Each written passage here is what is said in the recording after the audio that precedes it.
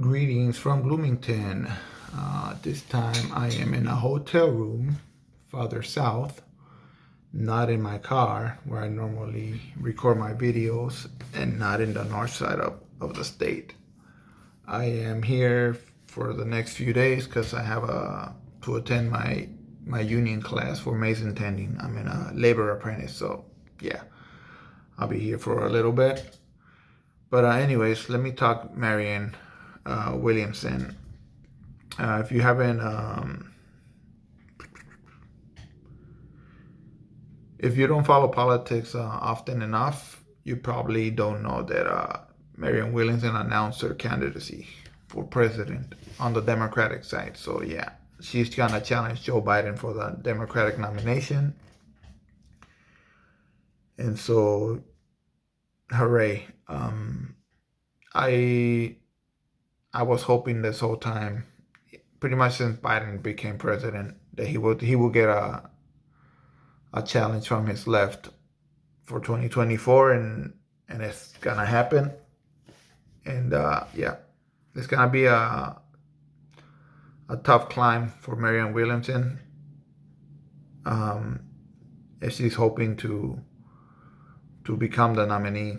But yeah, I'm just glad he's got a challenge from his left, and she's definitely to his left. Some of the people that support Biden, of course, say that it shouldn't happen, that it's not gonna make a difference, that he won't lose a nomination. And my response was, I don't care. To me, it's not just about the presidency or becoming the nominee. It's also just about shifting the Overton window. Marianne Williamson, she says that she's gonna try to that she's in it to win it, and yeah. So she probably wouldn't like to hear. She don't want to hear me. She wouldn't like hearing me say, "Oh, it's about shifting the Overton window." La, la. I mean, I'm trying to be realist, but at the same time, I appreciate that confidence from her. Like, I think that's the attitude you gotta have if you want to have a shred of a chance to beat Joe Biden, because it's hard to dethrone the Democratic nominee, just like it would be hard to dethrone the Republican nominee. I think some tried in 2020, and it wasn't even close. Nobody even heard of Joe Walsh, and I can't even remember the other guy that tried primary in Trump. So yeah, man, she's gonna have some big hurdles to clear. She's got some hurdles, and they're not small hurdles. They're pretty tall, and so one of her I can think of two hurdles that she's gonna have to clear. Number one is just the corporate side of the Democratic Party that pretty much controls the Democratic Party machine. You know, Pelosi, Chuck Schumer, Hakeem Jeffries, they're the face of the Democratic Party right now, and they are corporate Democrats. They're neoliberal corporate Democrats. They're not progressive Democrats, even though some of them call themselves progressive from time to time. But if you look at their policies, their votes, they're not progressives. But Joe Biden calls himself a progressive. He's not a progressive. Um, but they will throw everything they have at Marianne if they see her as a real threat anyway. If they see her catching steam, like catching fire and garnering at least, I don't know, a good 15-20% of the Democratic vote, I think that might worry them, and they will pull out all the guns against her. And so I hope she's prepared for that. I'm talking corporate media, CNN, MSNBC, they're not going to be friendly to her. During the Democratic primaries, who knows? Fox might be more friendly to Marianne than MSNBC or CNN. probably for all the wrong reasons, but I can definitely see that happening. Big pharma, the military industrial complex, big tech,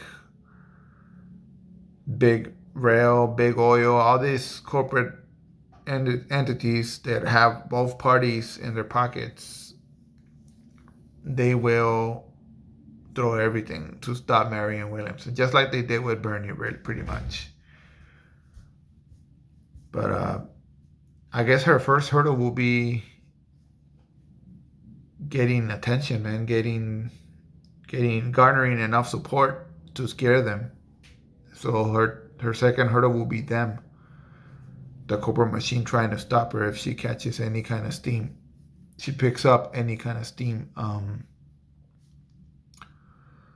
But another hurdle that she's gonna have to clear, and I think this is a hurdle that Bernie did not have in 2016 or 2020, is this group of progressives, which is, a good-sized group. They're not a small group, but they are progressives of the third-party strategy. They don't believe in the party takeover. They are very anti-democrat. They don't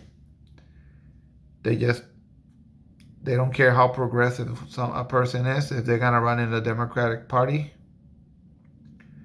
they're gonna shun them out right away. They're gonna dismiss them. They're gonna write them off. They won't support anyone running on the Democratic Party. And I am of the party takeover strategy, which is progressives need to get in that field and keep challenging corporate Democrats during the primaries and defeat them, and eventually make the Democratic Party progressive once again. FDR vein, minus the racism. But on economic terms, yeah, we're hoping to bring the Democratic Party back to that era, the economic era of progressive policies. But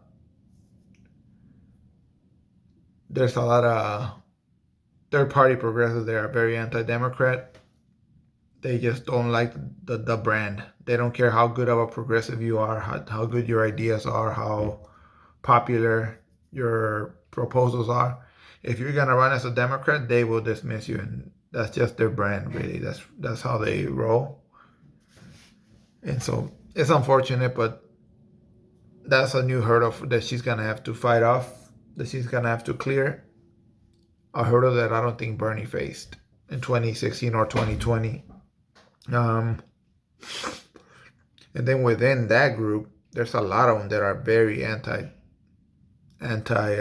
Marianne Williamson already. Like, before she even considered running in the Democratic Party, her running as a Democrat is bad enough for them, but they don't like her as a candidate because of two things that I have heard is her foreign policy positions on two main issues, which is the war in Ukraine and Israel-Palestine conflict. She supports giving aid to Ukraine, and so do I. But I think I'm to her left on that issue. I don't think she's clear in having a, what do you call it? In giving aid to Ukraine, but at the same time seek a peace deal to end the conflict. I think she kind of alluded to that today on Crystal Kyle and Friends, but before that she wasn't. And another thing that I haven't heard her say is that the aid that Ukraine is going, the aid that Ukraine is getting is not has no strings attached. That's a problem. Like, we don't know where the hell this money is going, where the weapons are going, or any of the aid. And so that's a problem. I think we need to know if we're gonna keep giving aid to Ukraine. But yeah, they call her a warmonger because of that. I don't see how she's a warmonger, but because she's against all these other wars. She she was against the invasion of Afghanistan, Iraq. Anyways, at least when it became clear that we were just wasting money and lives on those wars. But just because she supports Ukraine, which I don't see it the same really, I don't see Ukraine being us giving Ukraine aid. I don't see it the same as USA in Afghanistan or USA in Iraq. I just don't see it. So I guess that makes me a warmonger too, because they call her a warmonger for having that position. So I don't know. We'll see. Another issue, the third party progressives that hate the Democratic brand, that don't like her, is Israel Palestine. I don't get it. They say she's a Zionist, but I've heard Marianne Williamson. I've seen her interviews from her, and I read articles of her where she is quoted. She's on record, man, saying that Palestine needs more funding, like equal funding to Israel, because as of right now, Palestine gets a lot less funding than Israel does. I'm talking a lot less. They get maybe 300 million, 350 million on a good year, but Israel their support is in the billions, 1 billion or 2 billion, something like that. So it's a lot more than what Palestine gets. So she's on record saying that they deserve equal funding. They should get equal funding to Israel. She's on record saying that I don't support BDS, boycott, divestment, and sanctioning of Israel. I don't support it on all of Israel, she says, but she did say that she supports it on occupied territories where, pretty much the land that Israel is illegally occupying in Palestine.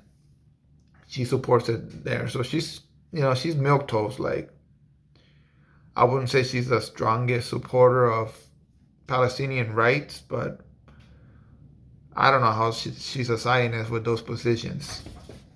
She's also on record saying, God, I gotta listen to it again, but I think she said that Israel's gonna have to give land back. Land that they have stolen already. They're gonna have to give Palestine land back. To me, that's a pretty strong position to have. Very, a very tough position to have, and so that's why I'm saying maybe I have to listen to it again, because maybe I didn't hear it right, but that's what it sounded to me. But assuming I'm right on those three issues alone, on those three comments that she has made, more funding for Palestine, give some of their territory back or all of their territory back, and what was my third issue? That I even mentioned it? So this might be my third or my fourth point that I'm sharing here. She also said that the aid that Israel is getting needs to be conditional. Pretty much stop stealing their land, stop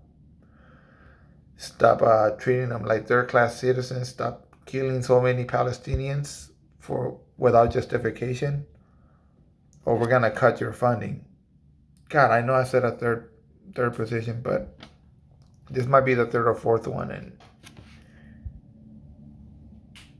none of those positions that she's shared, none of those sound like she's a Zionist to me. So I don't know where these third-party people get it from. Third-party progressives. I was just arguing with one of them today on Twitter, and he shared a couple of articles, but I didn't see it. Like, I didn't see the Zionism that he's talking about. I think this guy is just very vested on Israel very vested on Israel-Palestine policy. And so that's where it stems from. But yeah, so that's her other hurdle, man. The anti-democratic brand sentiment on this group of progressives, and the anti-Marianne Williamson sentiment within that group. So yeah, I mean, it is what it is. She's decided to do it anyway. I think I think she was aware because she went on an interview with this Jimmy Nord knockoff YouTube channel, the RBN, I think. Very hostile to her in that interview, and they're from that vein. They're party progressive, uh, anti-democrat wing. So she's aware of it. She decided to do it anyway. So kudos to her for that.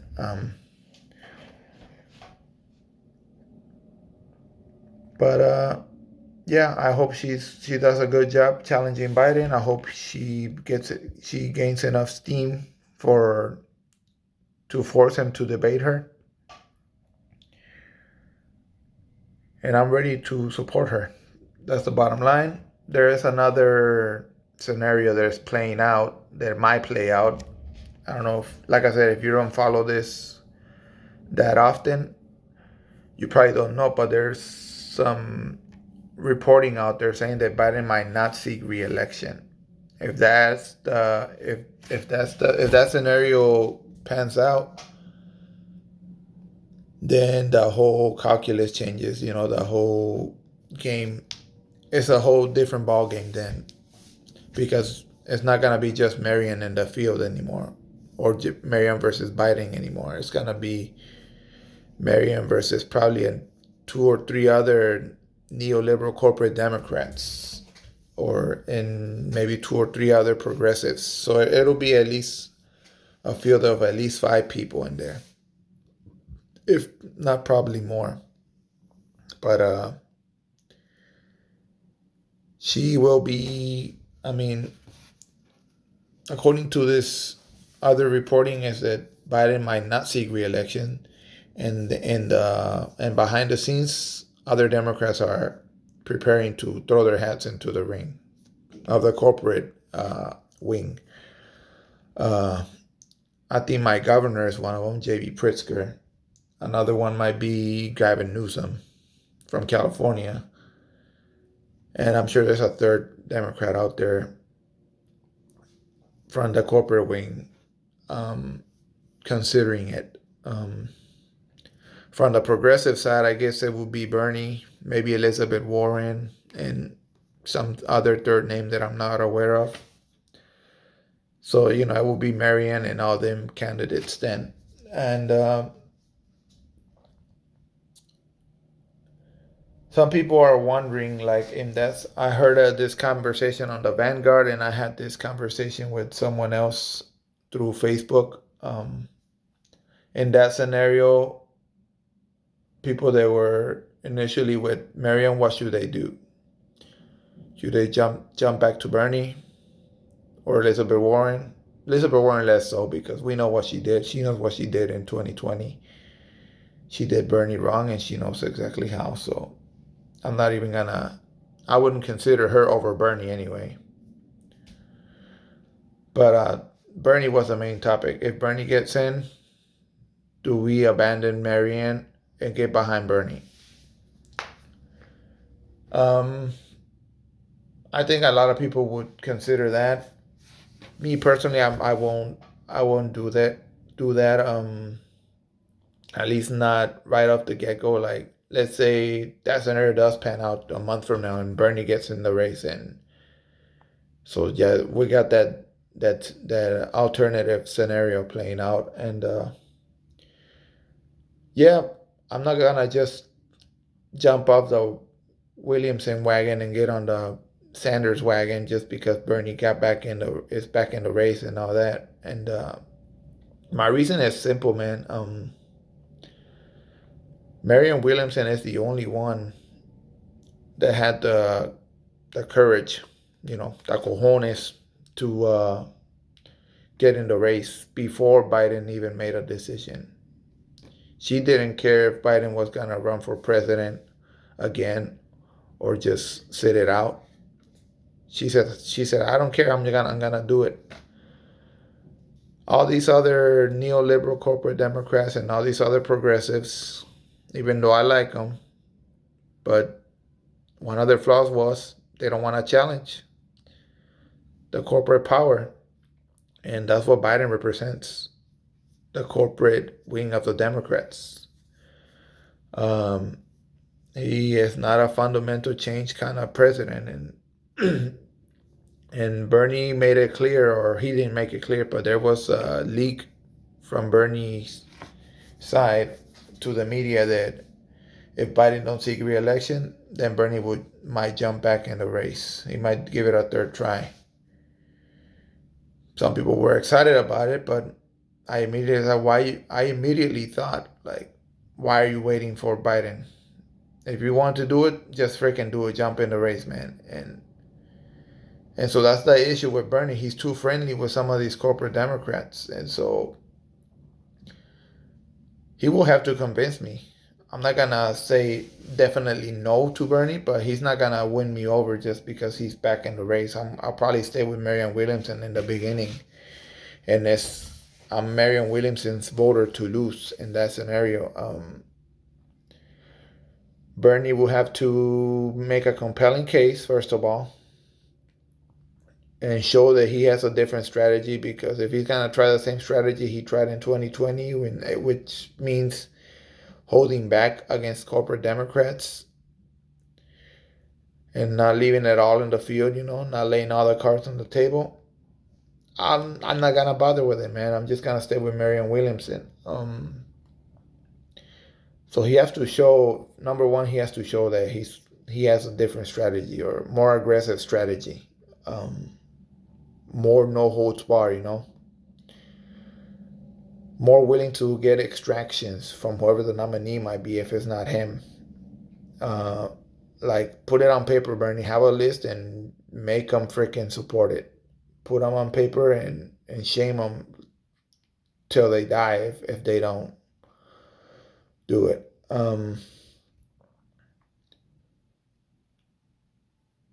Bernie has to also show that, and I don't think this is a tough issue for Bernie, because I think I agree more with Bernie ideologically than Marianne Williamson, but he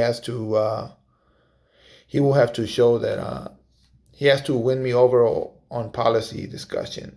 Let's say there's a debate playing out, he has to show me that he's to the left of Marianne Williamson on policy issues, and he has to make more sense than Marianne Williamson. But in the beginning, I'm going to be with Marianne Williamson, just for the fact that she went in. She decided to announce her candidacy regardless of what Biden might or might not do. And so I think that deserves a modicum of loyalty. And so, yeah, Bernie has to win me over for the next debates in that scenario. But yeah, I'm not gonna jump in his wagon just because he's Bernie Sanders and has greater name recognition. Not good enough, Bernie. So that's really all my thoughts on this whole thing. I'm glad Biden is being challenged from the left. If he doesn't run, well, we'll deal with that. We'll cross that bridge when we come to it, if he decides to sit it out and let someone else take a shot, because it will be a whole different ball game. But if he runs, I'm glad he has a challenger. I'm glad Marianne had the guts to do it, and yeah, I'm gonna support her as much as I can, and I might do some canvassing for her. Hopefully I'll go to see her when she comes to Illinois and campaign here. So we're off to the races.